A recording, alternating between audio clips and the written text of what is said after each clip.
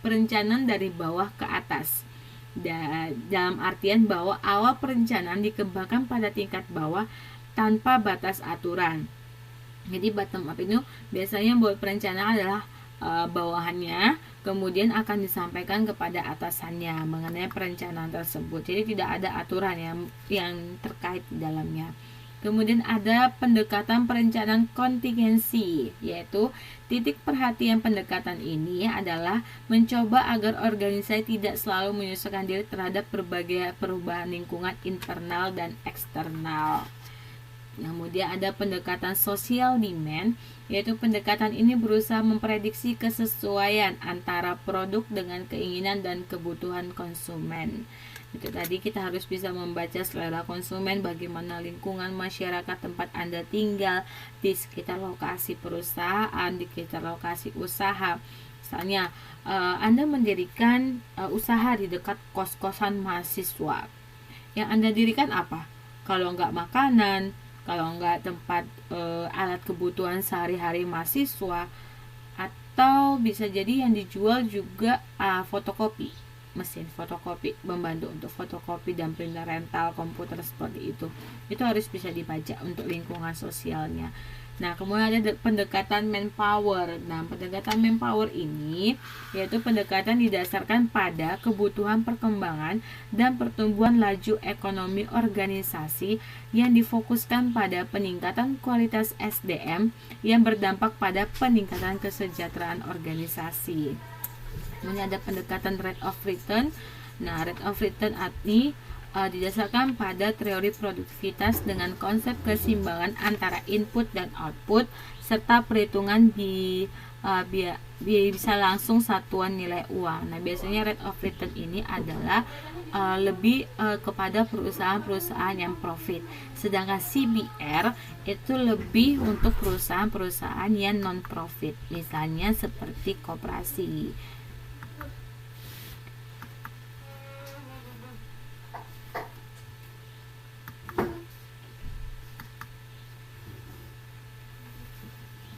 Oke, semuanya masih ada di line.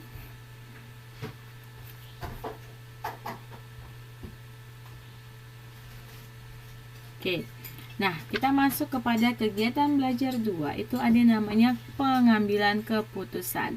Pengambilan keputusan itu merupakan suatu proses penilaian dan pemilihan dari sejumlah alternatif sesuai dengan berbagai kepentingan dengan menetapkan satu pilihan yang paling menguntungkan. Jadi setelah teman-teman merencanakan, akan ada beberapa alternatif.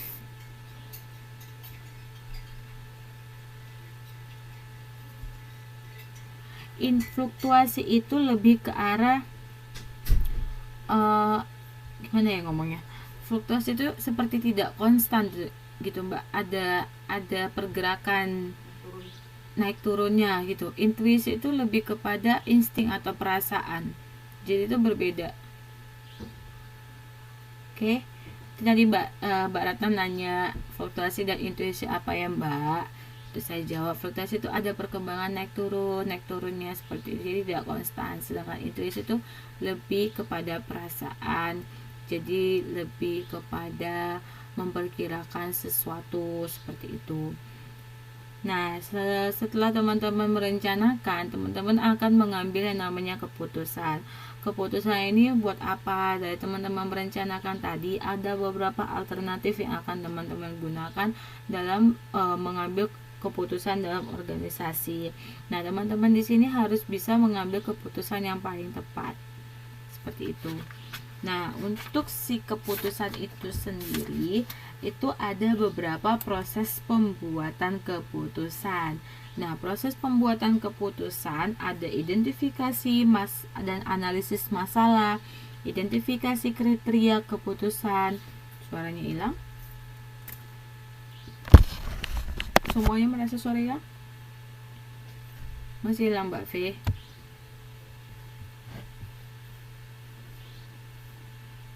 Kadang-kadang ada ya.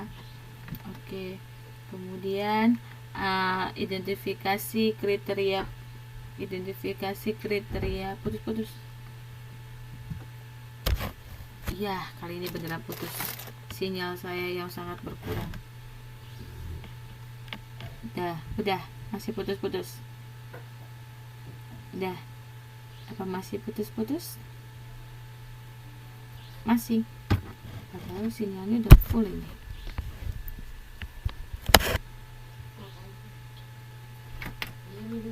Suaranya kadang-kadang jalan di kali, Mbak.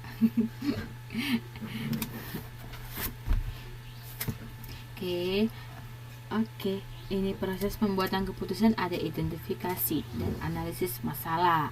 Jadi pertama itu kita harus mengidentifikasi masalah, kemudian ada identifikasi kriteria keputusan, kemudian ada pertimbangan kriteria, pengembangan alternatif, pengembangan dan pengevaluasian alternatif perencanaan, penilaian resiko, pemilihan alternatif, implementasi keputusan, dan evaluasi hasil kerja.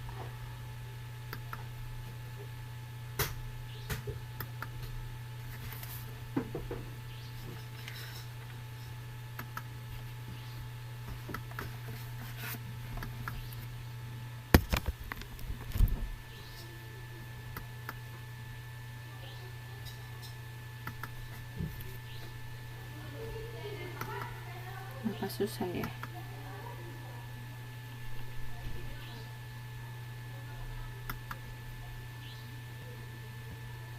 Kemacetan.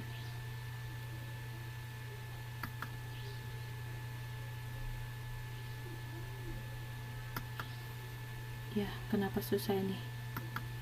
Oke, sambil menunggu, ini saya lihat dulu absennya. Ini kenapa susah untuk ditekan? 1, 2, 3, 4, 5, 6, 7, 8, 9, 10, 15. Ada yang belum di absen? Di listnya itu ada 16 orang, tapi saya cuma catat 15. Apakah ada yang belum di absen? Ini kenapa susah nih? Apa yang terjadi dengan kita? Aku tak tahu kamu ngulang. Aku tadi berkesan. Kenapa macet dengan punya saya? Apakah ada yang belum di absen? Ini kenapa macet dengan fisiknya? Adakah sesuatu yang salah dengan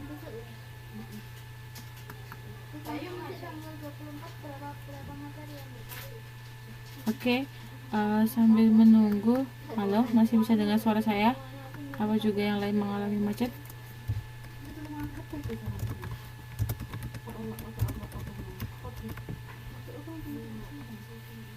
Masih ya. Ini nggak tahu kenapa macet. Saya juga bingung. Oke. Sambil menunggu, saya jelasin buat tatap muka minggu depan. Teman-teman juga ngerasa macet wiziknya. Apa cuma saya aja nih? Ini macet wiziknya nih. Oke. Sambil menunggu ininya jalan, kenapa macet? Tidak bisa dilanjutin.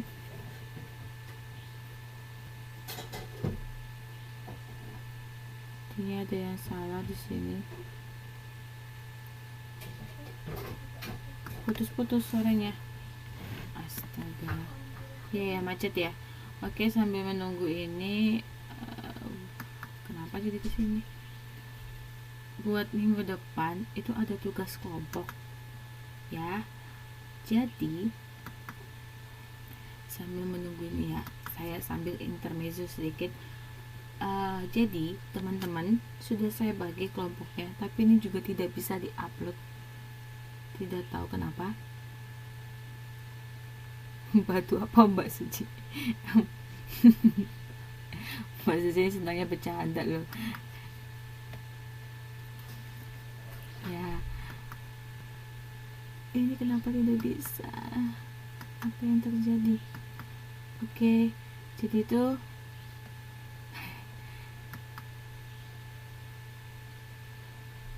kenapa nggak bisa nih? Ada apa nih? Nah, jadi itu untuk tugas minggu depan, teman-teman sudah saya bagi kelompoknya. Sebenarnya saya akan menjelaskan PowerPoint tentang kelompok ini, cuma hanya saja PowerPoint-nya tidak bisa di-upload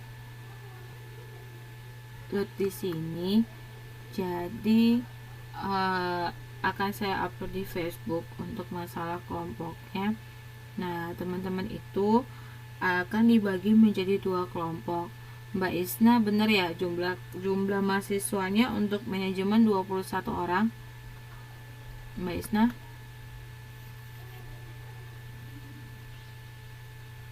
Benar ya? Kalau misalnya benar, kelompoknya saya bagi menjadi 2 orang. Kemudian benar ya.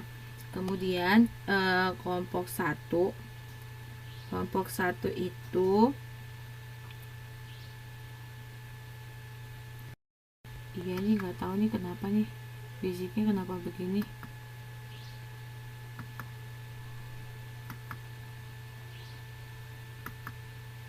Fisiknya nggak bisa diapa-apain nih. Oke, kelompok 1 itu mengerjakan. Jadi pada tanggal 24 nanti kelompok 1 itu akan presentasi. Jadi saya minta buat teman-teman untuk presentasi dan membuat makalah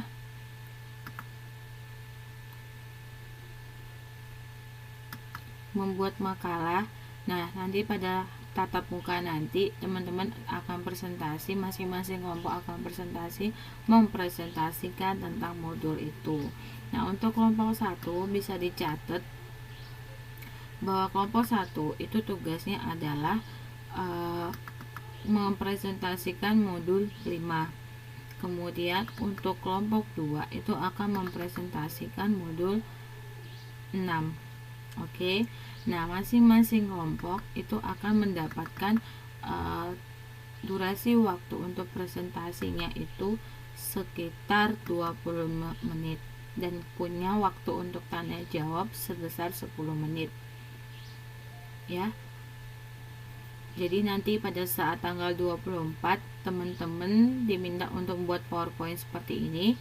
Kemudian membuat makalah. Makalah itu bisa berisi dari bahannya bisa diambil dari modul yang teman-teman punya. Kemudian bisa juga diperoleh dari bisa juga diperoleh dari artikel, jurnal, atau bahan bacaan lain yang berkaitan dengan modul 5. Modul 5 itu membahas tentang Modul 5 membahas tentang pendelegasian dan pemberdayaan. Kemudian modul 6 itu membahas tentang pengawasan. Jadi nanti teman-teman itu yang nggak bisa hadir, nggak apa-apa. Tapi yang penting memberikan kontribusi lah pada kelompoknya, membantu teman-teman yang lain untuk mengerjakannya. Ya, jadi itu nanti teman-teman saya minta buat PowerPoint seperti yang selama ini saya lakukan. Kemudian membuat paper makalah. Jadi itu makalah itu berisi tentang modul itu, tentang topik tersebut maksud saya. Kemudian bisa didapat dari artikel atau jurnal lain sebagai bahan pendukung referensinya. Dan sebelum kita bertemu tanggal 24, saya minta teman-teman sudah mengemailkan PowerPoint dan makalahnya ke saya, dan pada tanggal 24 nanti makalahnya di print gitu ya. Ini kenapa saya nggak bisa melanjutkan tentang ini nih, fisiknya lemot, nggak bisa diapa-apain. Apa yang terjadi ya?